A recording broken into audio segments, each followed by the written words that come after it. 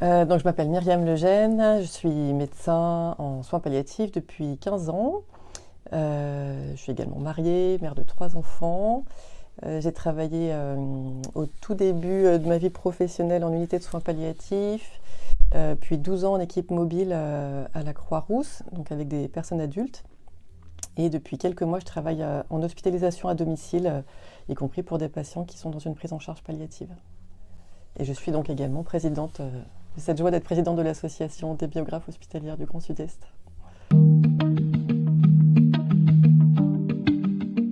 Je ne fais pas encore intervenir de biographe hospitalière dans ma pratique, mais c'est quelque chose en effet que je soutiens et qui, à mon sens, apporte beaucoup de choses. Je pense que déjà, c'est à distinguer de la médecine narrative dont on entend un peu parler. Voilà, où là, le récit, la parole du patient vient aider le médecin dans sa pratique, en effet, à rencontrer la personne, voilà, quel sens elle met à ce qu'elle vit, à sa maladie, etc. Donc il y a également de la narration, mais c'est autre chose pour moi, pour la biographie hospitalière, où là, on est vraiment dans une rencontre avec une personne qui est pas soignante au sens d'une fonction médicale ou infirmière ou psychologue, mais qui pour autant propose une pratique soignante qui a cette valeur-là du soin, parce qu'elle prend soin du sujet. Et je crois que cette pratique-là, elle est vraiment dans la continuité de notre métier, parce qu'elle renforce, elle soutient cette identité de sujet que la maladie peut quand même altérer, c'est-à-dire altérer au sens rendre autre. On a beaucoup de patients qui nous disent moi je me reconnais pas avec la maladie, voilà, c'est plus mon corps, c'est plus moi, c'est pas mon caractère. Voilà, donc la maladie vraiment altère, elle transforme. Et dans notre relation, nous, thérapeutique, et également dans la biographie hospitalière, il y a quelque chose de cet ordre-là, de permettre à la personne de se retrouver comme sujet et d'exister comme telle dans son histoire, même si voilà, tout à coup, la maladie fait qu'on subit aussi beaucoup d'examens, de traitements, etc. Donc voilà, c'est vraiment soutenir l'identité du sujet. Et puis, je pense que vraiment le grand essentiel de la biographie hospitalière, c'est que la personne peut se raconter à un autre, voilà, se dire, parler d'elle. Il y a beaucoup de psychologues qui parlent de cette fonction du récit et de pouvoir adresser une parole à un autre, de se reconnaître, de faire le lien dans son histoire, même de se comprendre. Voilà, c'est quelque chose qui est vraiment essentiel. Et puis, voilà, c'est aussi comment retrouver le sens au moment où voilà, cette maladie grave elle arrive. Et ben, voilà, qu'est-ce que j'ai vécu dans ma vie, quelle est ma vie, quel sens j'y ai donné, qu'est-ce que j'ai récolté, qu'est-ce que je laisse aussi de mon histoire. C'est très complémentaire dans le sens où c'est dans la continuité voilà, de comment faire en sorte que la personne puisse rester sujet de sa vie. Et puis c'est un espace gratuit, c'est-à-dire qu'il n'y a pas d'enjeu autour du soin en tant que tel. Moi j'ai des patients, je me rappelle d'une patiente qui me disait mon oncologue, je le chouchoute parce qu'il a ma vie entre ses mains.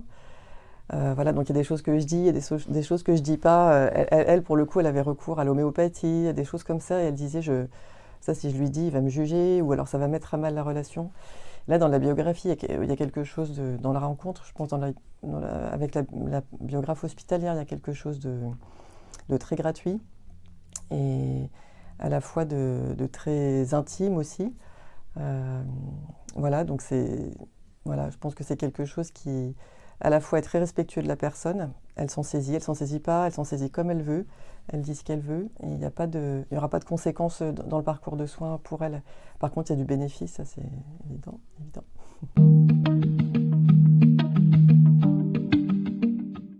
Alors, il y en a plusieurs de différents ordres. Déjà, c'est une petite association, en effet, donc c'est comment exister et puis se soutenir. Voilà, soutenir les biographes qui sont déjà dans l'association pour qu'elles puissent se retrouver, être supervisées avec une psychologue, se former voilà, dans la mesure de ce qu'elles peuvent et de leurs besoins.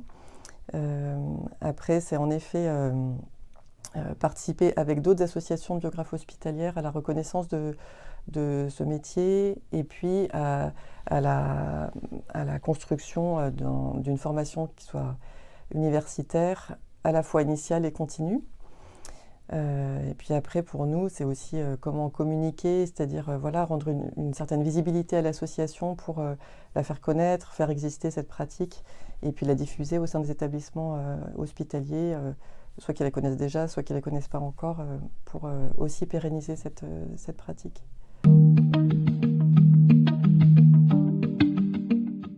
Alors des projets, il y en a quelques-uns en effet. Avec d'autres associations, il y a en effet cette réflexion autour d'une création d'un diplôme universitaire de biographie hospitalière. Donc ça, c'est quelque chose qui en effet me semble assez essentiel. D'abord parce que je pense que ça répond à une demande d'un certain nombre de personnes qui commencent à connaître, à s'intéresser à la biographie hospitalière et qui ont envie de se former. Je pense que c'est très clairement quelque chose qui est rassurant, c'est pas forcément le mot, mais en tout cas qui donne un cadre aussi à la pratique et qui pour les médecins, pour les équipes soignantes est quelque chose qui légitime en fait le parcours, la formation, la présence du biographe hospitalière dans le service. Et puis voilà, donc ça c'est quelque chose qui est en cours de réflexion depuis quelques années et ça se fait en lien avec d'autres associations. Donc nous on est humble, mais on a très envie de participer à cette réflexion.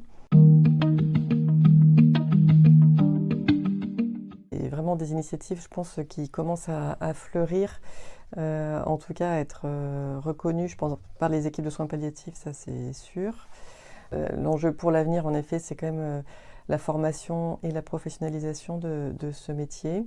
La pérennisation dans les établissements où ça a déjà pu démarrer, pour que les hôpitaux ou établissements de santé, parce que ça se fait également en hospitalisation à domicile, ça va bientôt se faire. Voilà, que ces établissements puissent s'engager pour pérenniser la pratique. Et puis après, faire connaître et puis soutenir les biographes là où ils sont, parce qu'il y aura peut-être aussi des hommes. Pour le moment, on n'en a pas chez nous. Mais... Je me rappelle d'un externe, un étudiant de médecine qui m'avait demandé si la rencontre avec les personnes en soins palliatifs ne m'impactait pas trop. Et donc je lui ai dit que évidemment ça m'impactait et que ça m'impactait aussi pour du très très beau. Voilà, très personnellement, je pense que c'est des rencontres et des prises en charge qui m'ont porté, invité, encouragé, donné l'envie de vivre dans pas d'urgence à vivre, mais de densité à vivre. Joyeusement. Une personne qu'on a accompagnée avec mon équipe quand j'étais à la Croix-Rousse, une femme qu'on a rencontrée, qui avait, au début de la prise en charge, tout à fait compris qu'elle avait très certainement un cancer. Et en fait, on a mis 1 mois à faire le diagnostic, donc ça a été assez long. Mais nous, c'est 1 mois où on a pu la rencontrer à plusieurs reprises, avec ma collègue psychologue, avec l'infirmière, etc. Et c'est une dame qui avait milité pendant 30 ans dans une association militante pour l'euthanasie.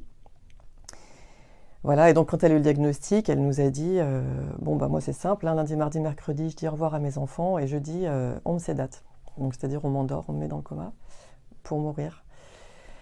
Donc on était un peu étonnés avec mes collègues psychologues, son mari était là.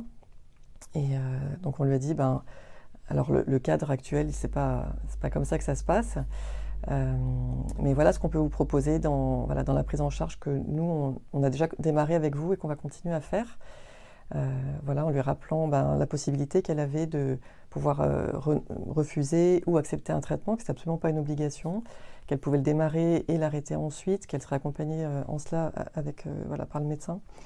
Voilà, puis son mari nous a dit, nous on ne comprend pas bien pourquoi l'euthanasie n'est pas légalisée, on est autonome, on est libre de choisir, etc. Voilà, bref, on a fait un entretien d'1h30 et à l'issue de cet entretien, madame nous a dit, moi je vais réfléchir, etc. On l'a revue 10 jours plus tard parce que c'était le moment des congés. Et puis à ce moment-là, elle m'a dit, j'ai fait le choix de démarrer la chimiothérapie, si je ne la supporte pas, j'arrêterai. Et si à un moment je suis trop dépendante, je voudrais rentrer en unité de soins palliatifs. Voilà, donc on a continué à l'accompagner, elle a fait en effet 2 cures de chimiothérapie. qu'elle a arrêté parce qu'elle ne supportait pas bien. Et puis on l'a revue régulièrement en hôpital de jour.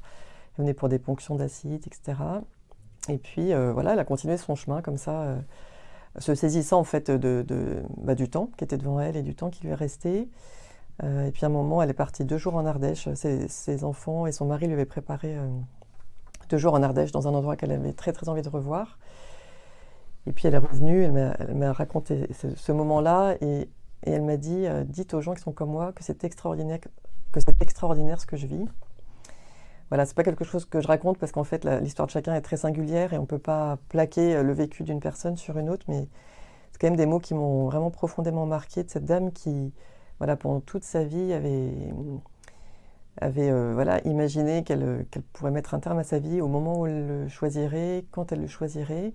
Et là, elle s'est vraiment laissée déplacer par la maladie, par l'inattendu. Et son mari également, qui a vraiment été là jusqu'au bout. Et d'ailleurs, 10 jours avant son décès, je lui ai dit, est-ce que son mari l'a portée? Elle était extrêmement fatiguée, donc il l'a portée pour aller d'un endroit à l'autre. Et donc, je lui ai dit, est-ce que c'est le moment dont vous nous parliez d'une entrée peut-être en unité de soins palliatifs? Il m'a dit, mais je ne comprends pas pourquoi vous me dites ça. Donc je lui ai rappelé un peu ce qu'on s'était dit au tout début, donc c'était 6 mois avant. Et elle m'a dit, mais non, moi, voilà, pour le moment, je reste à la maison. Peut-être un moment, j'irai à l'hôpital, mais pas pour le moment.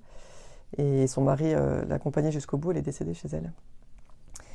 Voilà, donc c'est des moments très forts où en effet, là c'est une histoire, un fil qu'elle a pu raconter à l'oral avec nous, mais voilà, très clairement c'est comment, et dans la biographie hospitalière c'est aussi ça, c'est comment la personne à un moment peut refaire le fil de son histoire et voilà, y retrouver le sens de ce qu'elle a vécu, ce qu'elle a envie de laisser, voilà, ce qui compte pour elle.